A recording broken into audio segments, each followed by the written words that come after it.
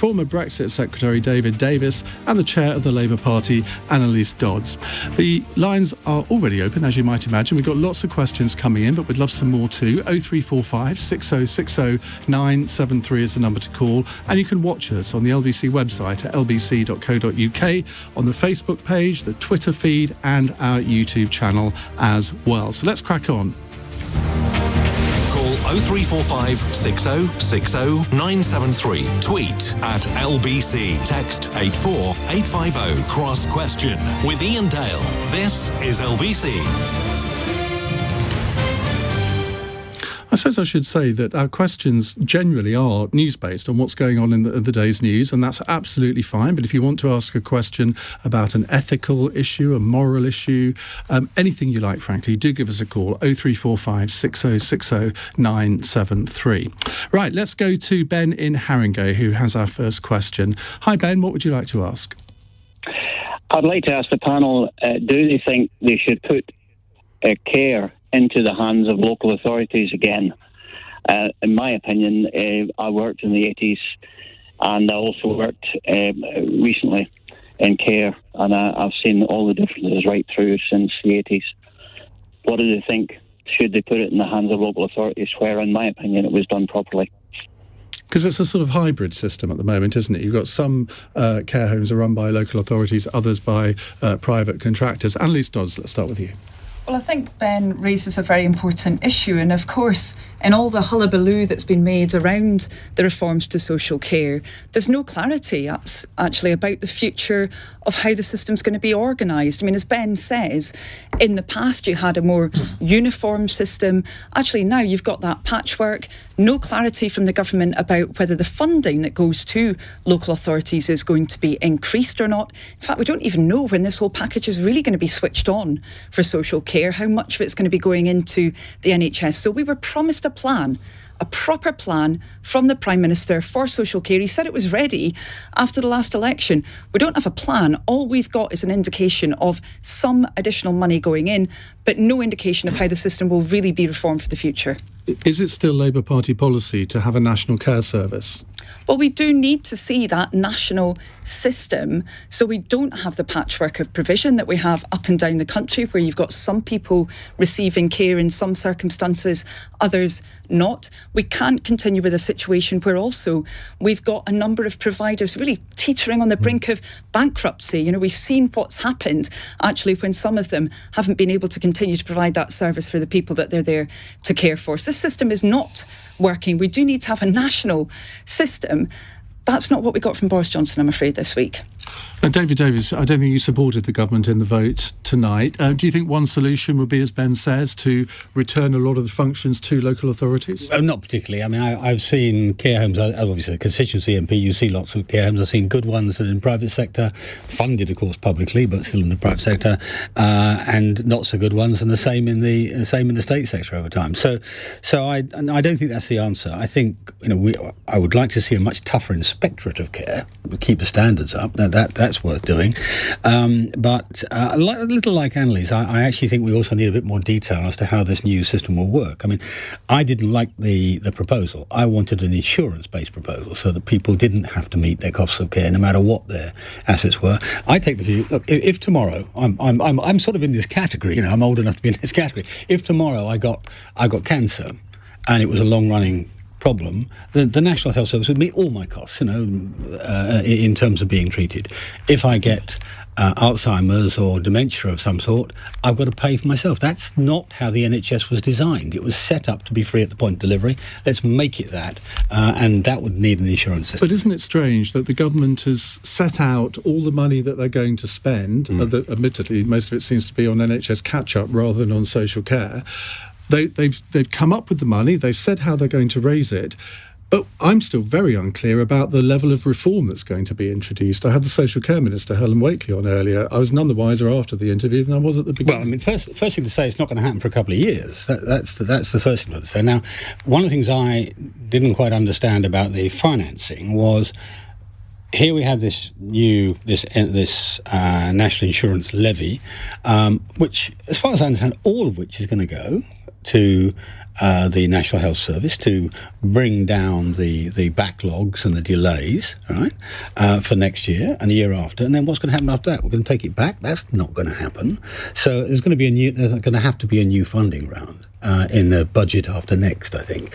So that's the way I think it will work. But there's been a lot. This is such a complex change in such short order. One of the reasons I didn't vote either way on it was because I wasn't 100% sure on what the actual policy was in detail and what the consequences of the policy were. And I don't think anybody in the House was, to be frank.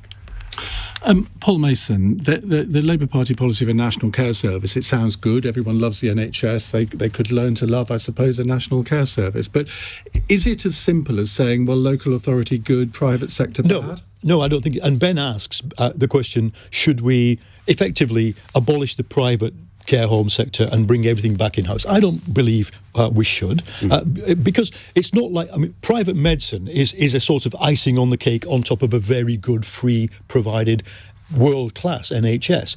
But unfortunately, over time, the private provision of social care, above all care homes, but also in-home care, which my family has experienced both, is the essential.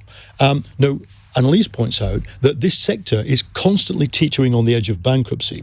We don't know whether it would survive a root and branch reform that actually placed a lot more money into the system, because at the moment it seems to not particularly survive a situation where there is a kind of preference for private. So rather than bring a load of very good, very decent, and sometimes absolutely brilliant, as you say, David, private care homes into public ownership, I would rather see us revert to the principle, and it's interesting that we agree here, of free service at the point of use, at least for personal care. You may have to pay for your food and board and lodgings in the home, but the care aspect should be free.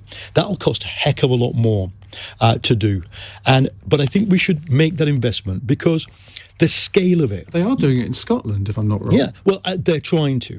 But look, the scale of it. If I get a bad shoulder and I need private, a private physio, it's of a scale that I can afford, a reasonably well paid person.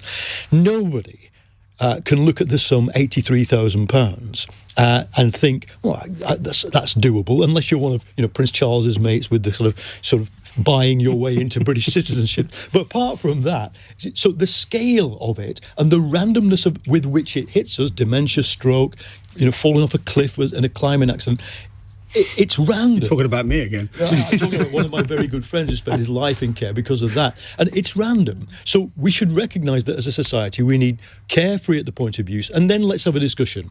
The right will naturally suggest insurance systems, the left would suggest bring it out of taxation.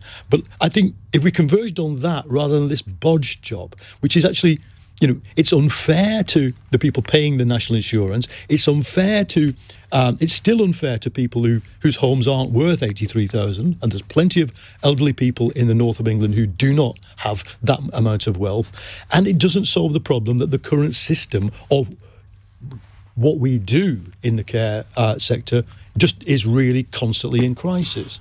David Starkey, answer Ben's question, but also, haven't we got the worst of all worlds here, where the government's thrown a huge amount of money at social care and the NHS here, but there doesn't seem to be a coherent strategy of what they're going to do to reform the system to make sure that it's spent wisely. Well, let's answer Ben's question first. Throwing it back to local authorities would be catastrophic for the simple reason that local authorities have no real independent source of income. What the system needs are huge amounts more money. Let's just face it, that's the essential central fact. The second fact is one that reflects possibly very badly on us as a people. We, the British, do not want to look after our elderly relatives. On the other hand, we want to inherit their houses. So we suffer from an act of gross national hypocrisy on this subject. The question is, how do we then solve that problem? I think all this chatter about the wonderful NHS is frankly silly. The NHS rates very badly on international comparisons. Some, but not others. No. The international comparison says that the NHS is absolutely wonderful for equity of outcome. It is absolutely terrible for keeping you alive. If you look at our no, it's true. You look at our records on cancer, you look at our records on heart disease, they're amongst the lowest in Europe against comparator countries. I have a lot of experience of the NHS because I was born with club feet, and I spent, in other words, right at the beginning. Let me tell you how a free at the point of consumption system works. It works by queuing. When I was a boy, in order to see, this is in the glory days of the NHS, Devin was still Health Secretary. I'm so ancient. And how were appointments managed? Everybody was invited at 9 o'clock in the morning because your time was of no value and the consultants was of absolute value. Now, well, we're getting slightly off the subject here. But then I'm just pointing out that if we were to create an ambitious national care system, it would have to be rationed somehow. It would be rationed effectively by queuing. You'd come up with all sorts of reasons why this person wasn't able to go in or the other. We need something modest. We need a national system of very basic care. The NHS is rapidly becoming a system of basic health care. Everybody who can tops it up some way or another for the various kinds of elective surgery. Nobody who can possibly afford it waits 3 years for a cataract operation, 2 years for a knee operation, and these things are all going to get bigger. For social care, we need the same. A very basic service that will be provided by the taxpayer out of general taxation to be topped up by individuals either out of their own resources or out of insurance. That's the only way it could possibly work. Isn't one of the main challenges, and whoever wants to come in on this, please do, isn't one of the main challenges to stop a system just paying carers a minimum wage? Yes. Because I'm sure that if any of us were wanted to be cared for, we would want people to be paid proportionately. Isn't it time that the system of clocking in when you see a patient and then clocking out when you go and you don't get paid for your travel time, isn't it time that went? Isn't it time that care workers were paid for their travel time? It is an outrage, in my view. I'm sorry, I'm sort of giving my own opinions here, which is not my role. But Annalise, I mean, this is a system that has been in place for a long time, and surely now is the time to get to grips with that. Well, I couldn't agree with you more, and that's why we said to Boris Johnson, in fact, as the Labour Party, we wanted to have that negotiation with the government when they promised that negotiation about having a cross-party approach to social care. And we said the first element that we wanted to focus on was indeed those terms and conditions for social care workers. What we have with this plan, I'm afraid, is a system where those social care workers won't see their terms and conditions changed, it appears, at all, with all the implications that for them, but also the service that they provide. And they'll just be paying more tax for this system. That's going to be the outcome of it. And there's an upcoming problem when we look at this. Social care workers work long hours. They work sometimes draconian conditions, like you say, the 15-minute a timed appointment, not being paid for travel time. We're now in a situation where everybody you talk to, especially in the booming cities of Britain, and London being one of them, whether you've just opened a bijou delicatessen, whether you reopened your pub, whether you're trying to get just basic entry-level workers in, nobody can find any. Now, here's the problem. The pub can put the price of a pint up. The care home can't put up the price because it's not market driven. In other words, if it were market driven, I'm not in favour of market driven. I had a caller last night who said in April his care home fees, and he was calling from his care home, went up from £1,000 a week to £1,800 a week. So they can put their prices. They can, but they recharge it to the local authority. Well, yeah, but that supply of money is not elastic there. That is in the end. But Boris Johnson has just engineered through Parliament this extra something like 5 billion, not 32. 5.7. Yeah. Sorry, 5.4. Is all you're going to get. And the rest is going to come from people's savings. And so what I'm saying is that I think we could be facing, in short order, a care home staffing crisis. OK, well, we've got a related question to this in a moment, so let's take a short break. It's 17 minutes past 8. This is LBC. This is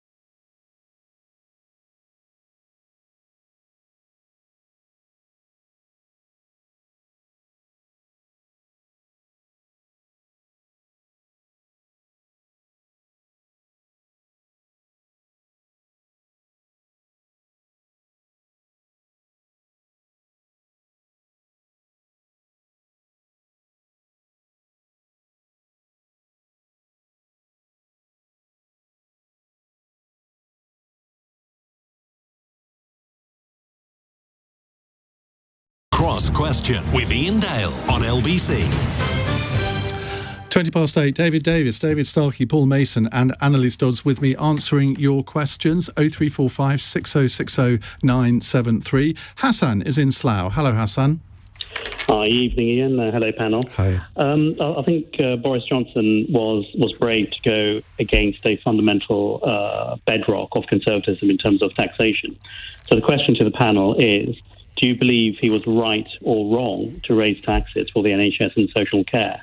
And question for Annalise Dodds is, what would Labour... We have questions for the whole panel, not to individuals. David Starkey. No, I don't think he was. National insurance is a very funny tax indeed. It's automatically regressive. That is to say, proportionately, the poorer you are, the more you pay. It's also age discriminatory that rich pensioners like me don't pay it, though we'll be made to pay a tiny, tiny amount at 1.5% or whatever it is. In other words, if you're going to fund this by tax, and I think most people here would want to, this is the worst possible way of Well, the IFS disagree with you. They say it's actually quite progressive, the way they've done it. I don't think that's... We're not allowed to disagree with the IFS, are we? Well, OK, in that case, I'd love to... Right, may I be, as a good evidence-based historian, I will wait until I've seen their calculations. But if you actually look at how national insurance works, it will be astonishing. The other great problem with national insurance, it's also a tax on employment. It is paid by employers, so it will automatically, because employers actually don't pay additional costs, they simply pass them on to the consumer. So it is underhand, it is discriminatory, and it is regressive. In other words, there are good tax increases and bad ones. This is about the worst way that you can do it. That's the starting point. Therefore, we've got to ask, what would be a better way of doing it? I think, again, all this is lying politics. It's pretending to do something and not doing something. We all know this is both parties, by the way, are guilty of disgraceful behaviour on this. It was the Labour Party that destroyed Theresa May with the death tax. It's as simple as that. I think she did a good job herself. She did a good job herself, but the Labour Party weaponised it, and quite deliberately so. The Tories did the reverse when it was tried before under Labour. So both parties are guilty. What we need is an honest statement of what we can actually afford. We can afford relatively little. So we've got to provide a basic service. I'm afraid that is all we will provide. A basic service that people will have to top up out of that inheritance from Gaga Granny that they're dying to get their hands on. And I'm sorry, unless insurance companies will step into the breach, there's no other way. Everything else is fantasy. Paul Mason, I suspect you agreed with quite a lot of the first bit of that, if not the latter bit. Yes, but I think we've crossed a threshold today, and the latest threshold crossing by Johnson, fairly decisive. You know, they've raised the income tax take, they've raised corporation tax quite substantially. Their promise is to do that. And know this, it is a recognition that the days when you could argue, we need to slash taxes because taxes kill entrepreneurship, and only the small state the small state sets us free. That you could see through the small number of Conservative MPs who actually rebelled tonight. They were the people who still believe that. I would conclude on the evidence-based observations that the mainstream of the Tory party is now pretty convinced that you need to raise taxes in order to pay for current spending. The other big argument we're going to have as a society is how much do we have to borrow to sort out climate change? But in answer to Hassan's question, it's right to raise taxes to solve social injustice. The problem is, what tax do you raise? NI or NI-like taxes, as you say, David, are regressive. Johnson ruled out income tax. For a strange reason, actually. He ruled out the suggestion I would want, which is a free at the point of use service. But I think we are going to, and not just because of this, but just because of pure demographic ageing and the way wealth is held and stored, we're going to have to start thinking about wealth taxes. It's not just the left who think this. The IMF and the World Bank have been warning us for since the financial crisis, that the income side of society isn't going to be enough to support the kind of state you need with an ageing population. So I think wealth taxes are the future.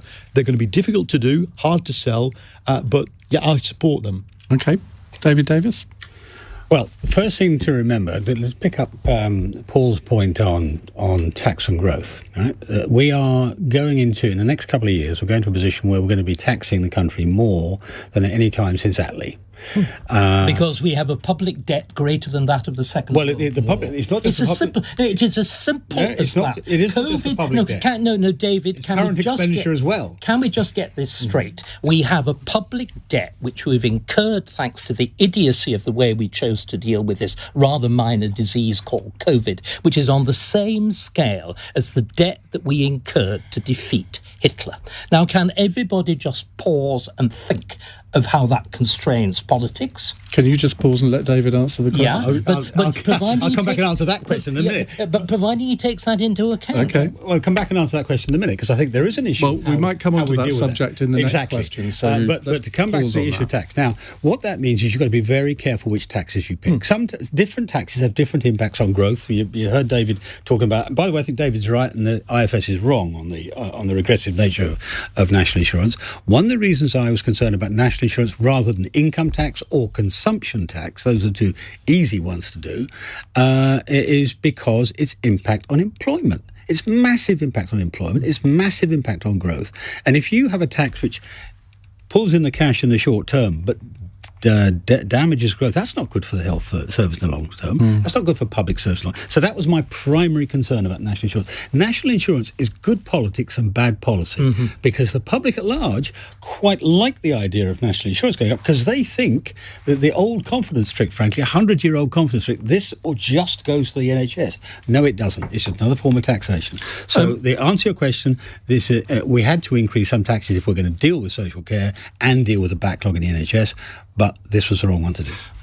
Annalise Dodds, I have yet to hear from Keir Starmer or indeed anybody on the Labour front bench to say, OK, we don't like the NI rise, we voted against it today. But so far, no one has said, but this is what we would do.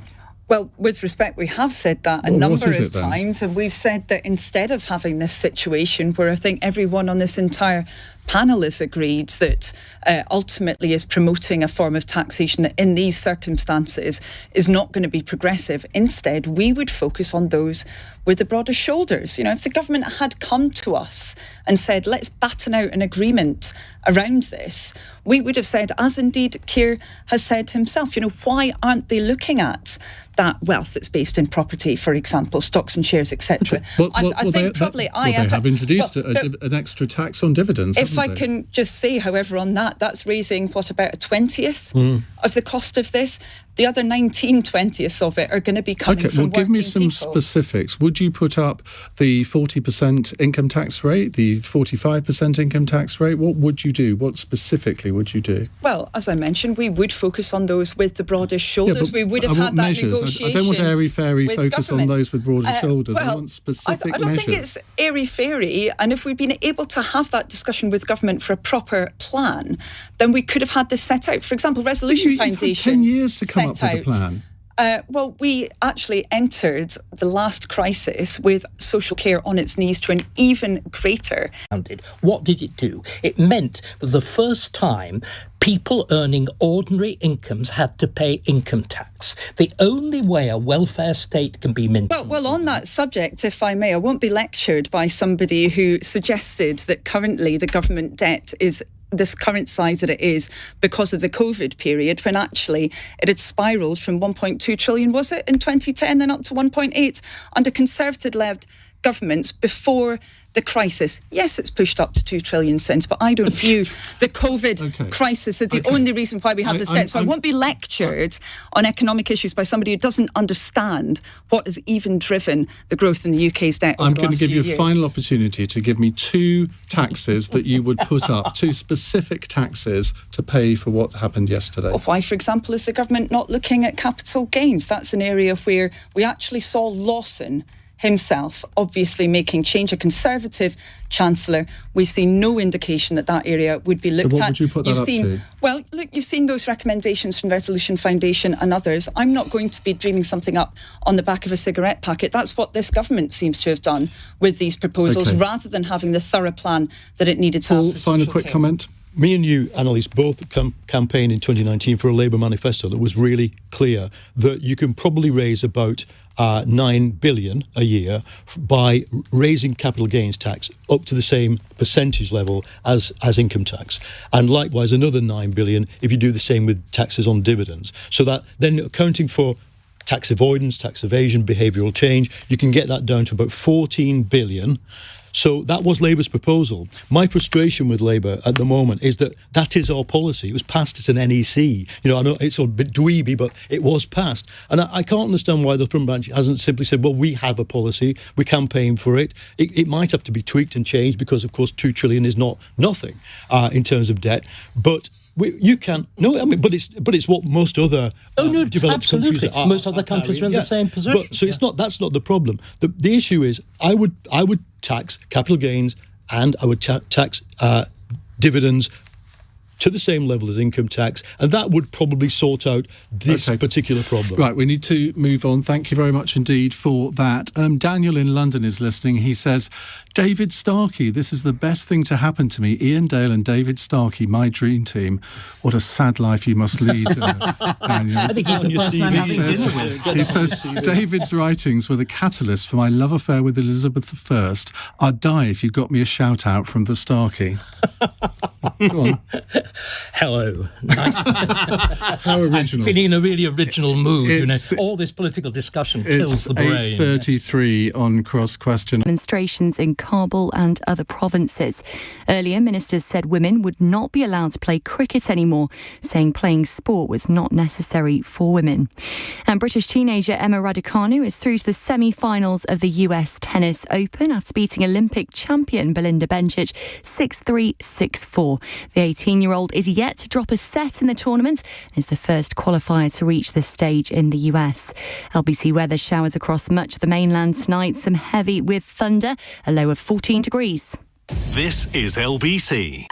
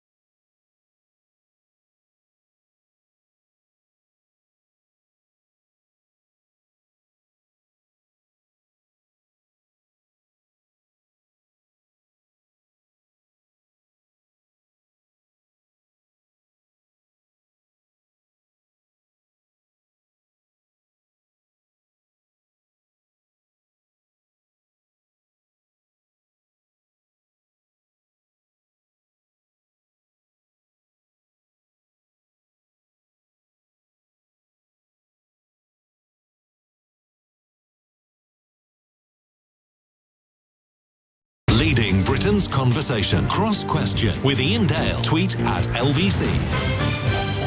8:37, with me in the studio, Labour Party Chair Annalise Dodds, David Davis, the former Brexit Secretary, the historian Dr David Starkey, and broadcaster and author Paul Mason. His new book is out. It's been out for a couple of weeks. It's called How to Stop Fascism. In the bestseller charts? I have no idea. Oh, you look every day at your Amazon ranking, don't you? Right, let's go to your next question. It's Shuvik in Eltham. Hello, Shuvik. Hello, Ian. Hi. I'd like to ask. I've been watching the news and following the news, with the particularly from Afghanistan, with the tragedy of Afghanistan and the Taliban, unfortunately now almost in control of the country, but not completely. So I'd like to ask the panel what they think British policy on Afghanistan should be from now on. David Davis. Well, it's been a disaster for the last 20 years, bluntly. So, I mean, not just British. I mean, Western policy ended in a capitulation. Remember, it wasn't a defeat, it was a capitulation. It was an abandonment. What we have to do now is somehow to get the Americans and the other allies to cooperate on a firm policy with respect to Afghanistan, to make it obey human rights, treat its women properly, allow people to leave. All tough things to do. What planet were you born on? No, let him. You can come back in a minute. All of which is going to be difficult to do. The Taliban government want to maintain some relationship with the rest of the world. Well, let's make them pay a price for it. It would be difficult, but we've got to try. But how do you do that when you've got China and Russia waiting in the wings to effectively be their new best friends? Well, I don't think they are, frankly. I mean, they'd like to be, but China's got its own issues with Muslim minorities, and not least that the Taliban are apparently training Uyghurs in is it Eastern Afghanistan. Eastern Afghanistan, Western China, Western Xinjiang. But so it's not quite as simple as that. Everybody thinks, this is a Chinese victory or a Russian. No, it's not. And we just got to put pressure on them. It's going to involve trade. It's going to involve Pakistan in particular and the other stans around them. It's going to be a lot of work. It's not going to be easy, but we have to try. Annalise. Well, we really do need to see that engagement with the other regional powers that is so critical, and we obviously didn't see it before that withdrawal.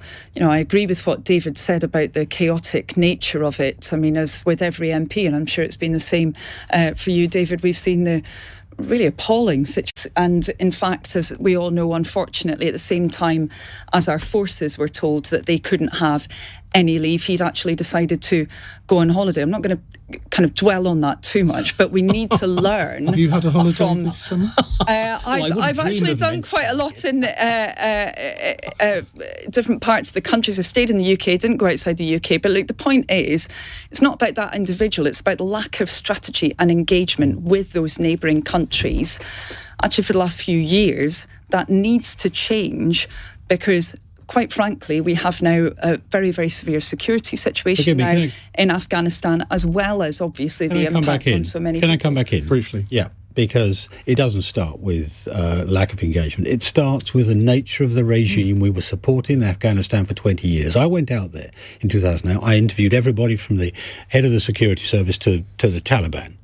And what you saw on the ground was a corrupt state not delivering justice or support or rule of law to its own rural farmers. Most of Afghanistan were rural farmers, and they were being given a really raw deal off the back of our support, and that's why it collapsed. It was a Potemkin village. The entire intervention was imaginary and foolish. The consequences of it, as Annalisa said, for individuals are tragic. And the whole thing is a shame to us and to the West. But what we've got to do is to talk realism. Annalise was saying we need to get regional powers on side. The Taliban's best friend is the great regional power of Pakistan. The entire situation has been powered from there.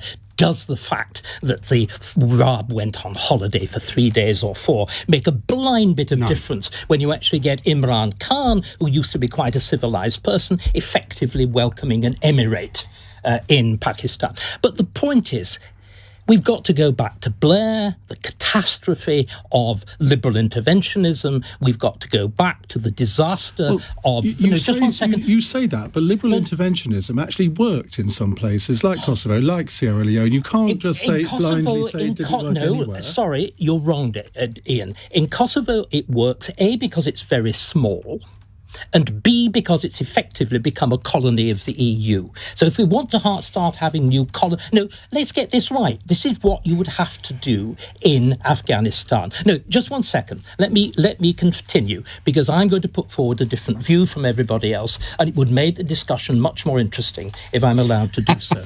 The whole We'll judge that in a second. The whole notion of international rights, of universal human rights, is a nonsense and a fiction.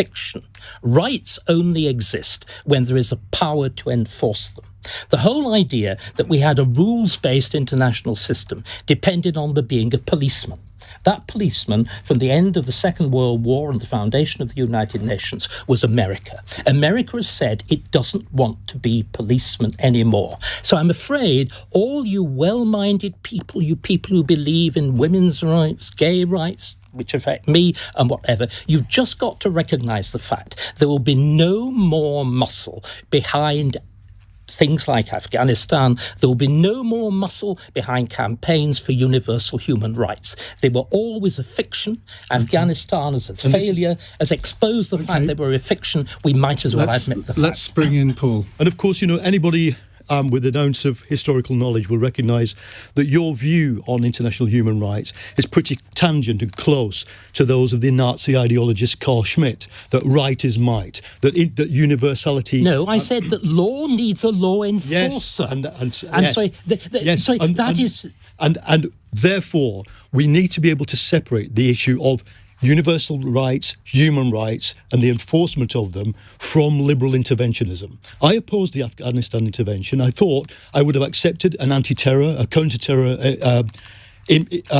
operation against Al-Qaeda. Well, that's what it was initially, wasn't it? Well, no, it wasn't. The Americans may have thought they were doing that, but Tony Blair said, no, it's nation building. It was wrong. It was catastrophic. In the light of the fact that Paul, to be fair, stage one was counter-terror. That's the 2001-2 intervention. Absolutely. And but if it stopped there, it'd been different. Yes. But it was pre-advertised that they were not going to stop there. Working in the BBC at the time, it was sold to the people who were expert, like yourself, on the region, on military affairs, that this would be this would be Kosovo and Sierra Leone on steroids. Okay, it didn't work. What do we do now? We had to start by recognising that we, as a country, have suffered a strategic defeat. America's defeat has been less than ours, in the sense that our entire military, our military procurement, or our diplomatic stance in the world is entirely premised on the idea that America has always got our back. Our 800 soldiers in Estonia are there as speed bumps until the Americans arrive, in case the Russians come in. Now, I think we have to step back from that reluctantly, because I'm as a left-wing person, unusual as being a staunch supporter of NATO and the NATO alliance. But I think it would be now prudent for Britain to start looking for allies, diplomatic allies, and military partners in Europe, because what this has shown is that America's big problem is the far right storming its own legislature. That's America's problem. Its problem does not begin in Afghanistan. Incidentally, the same far right cheering the Taliban victory. So fragile is American democratic culture. So let's forget the region itself is a sideshow compared to the big conflict, the big threat that stands in front of us in Eastern Europe. Well, we could do a whole hour on this, and I might well do that at some point, but we want to move on in a moment. It's 8:46. This is LBC.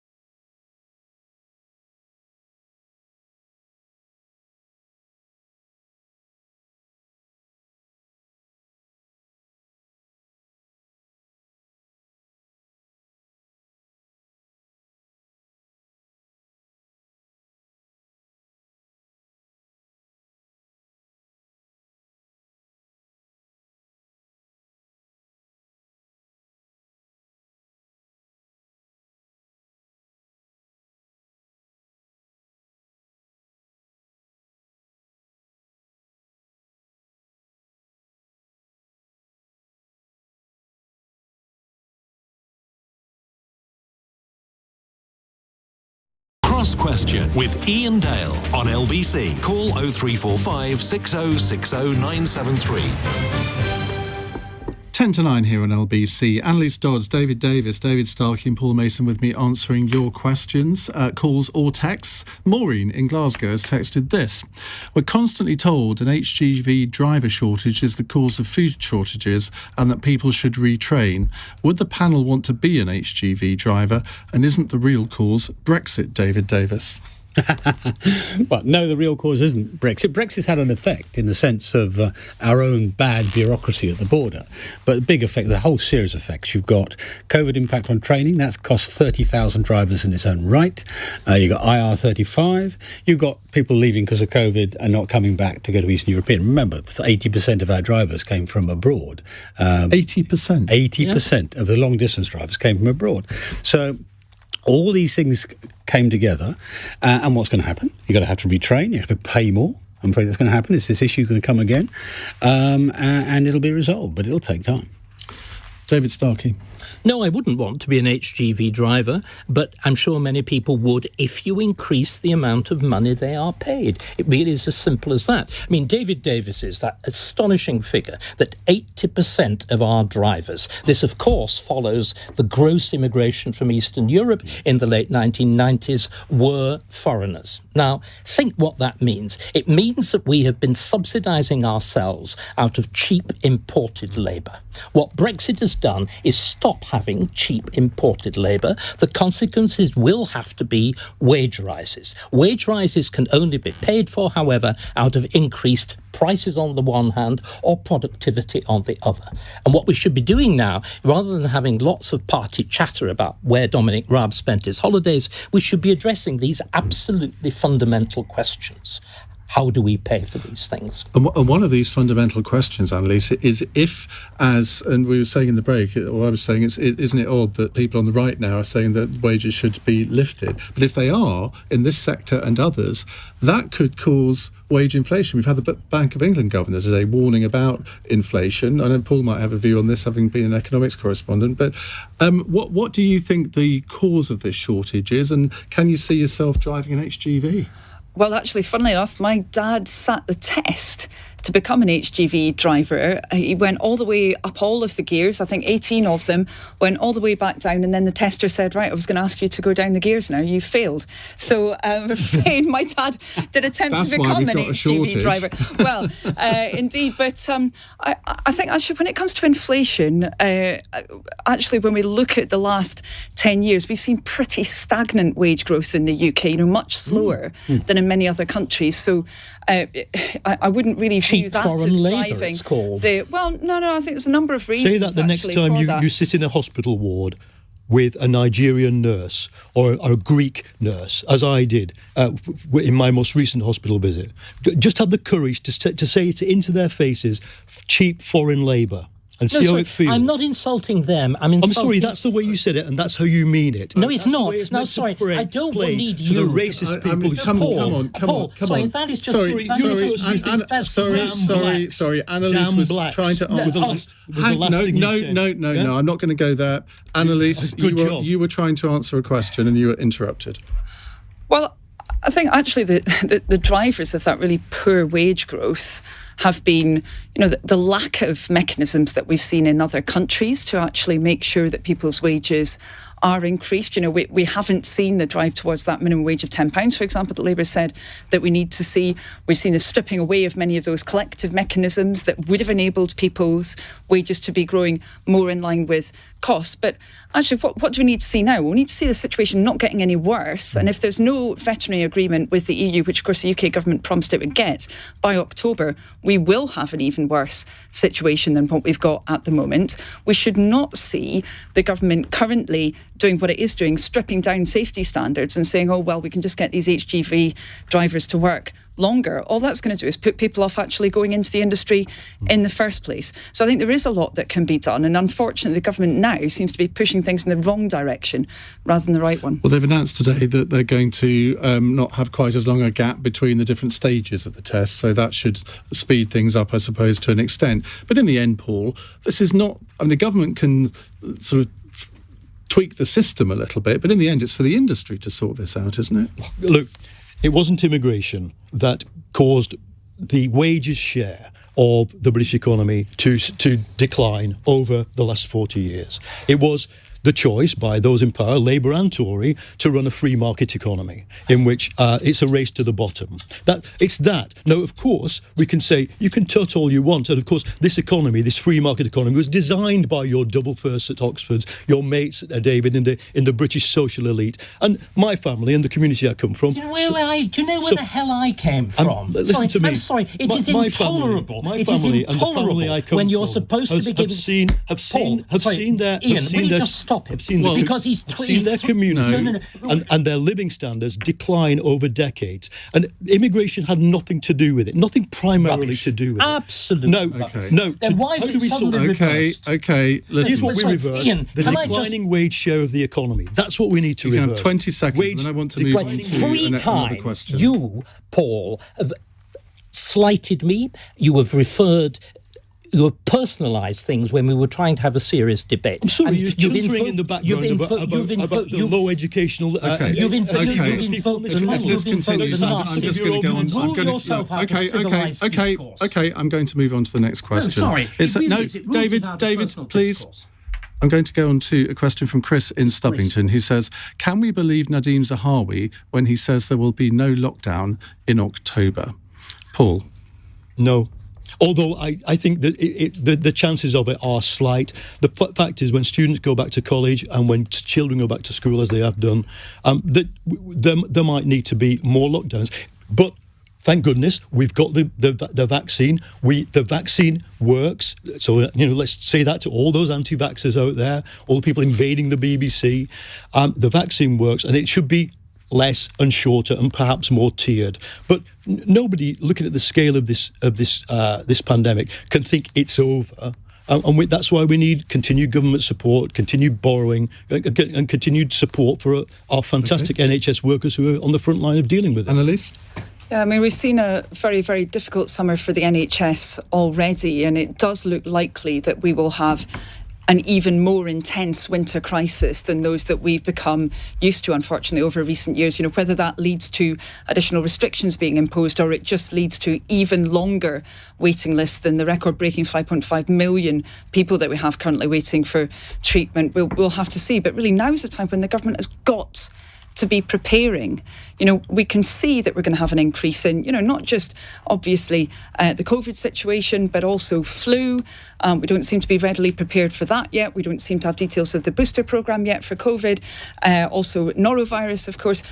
There doesn't seem to be a plan now for what every GP, doctor, nurse tells me is coming right down the line at us at a rate of knots. And really now is the time to prepare for this winter. So do you think there could be a lockdown?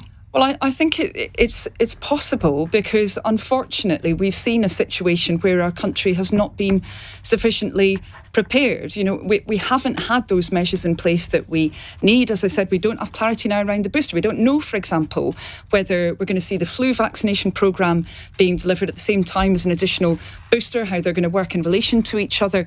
This planning needs to be done urgently. David Starkey, is it wise for a government minister like Nadeem Zahawi? He's the vaccines minister. He says there will be no lockdown in October. He can't know that, can he? No, he can't. On the other hand, he's got to say it, doesn't he?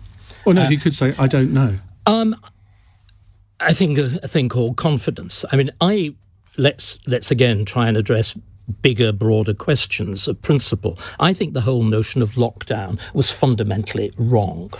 I don't think it had much effect. I mean, look at Sweden. In other words, our figures are very similar, our death figures and whatever are very similar to that. I think lockdown is wrong in principle in a free society. It was founded on juju, it's not the science. Sage was simply mouthing uncertain statistics and draping them in science. There is one science in all of this, and it's what Annalisa was talking about. It's the science of vaccination. And this is, I'm normally a libertarian. I look at anti-vaxxers and frankly I would rather like, and of course Paul will say my usual violence, I would rather like to shoot them. I got polio before the Salk vaccine was invented. I know the difference that made. Please follow real science and get vaccinated. Everybody get vaccinated now. David, Nadeem Zahawi, I mean, I think most people would say, even if they're political opponents, he's kind of had a good war, but was he wise to say this? He's a pretty good minister. David's right. He has to say that. But look, let's pick up on what Paul said. Paul's right. The vaccine programme has been successful, but we must know what it does and what it doesn't do. 90% reduction, or more than 90% reduction in hospitalisations, more than 90% reduction in deaths, but only 50% reduction in infections. And the government's got to start thinking very clearly, what's it measuring? Is it death rates? Is it hospital pressure? Or is it infections? It keeps worrying about infections. At some point, it's got to transition to the other measure. I think we'll get through without a lockdown this year, and I think we'll do it because we continue with the vaccination programme. I agree with Annalise, actually, that we need to press on with the joint vaccines, the flu. I still think we should go for the third round of vaccinations, despite what JCVI say. And we have to look at the rise of other infections that we've been protected from by isolation. All of those things, well managed, will get us through without lockdown. We're going slightly over our time, but I'm sure people will indulge us because I want to do this final fun text for the end. Andy in Falkirk. Emma Raducanu has made it through to the semi-final of the US Tennis Open without dropping a set. What was your greatest achievement when you were 18? Careful, David. David Davis. Not falling off a mountain and breaking my leg, as Paul was talking about before. Okay, Paul.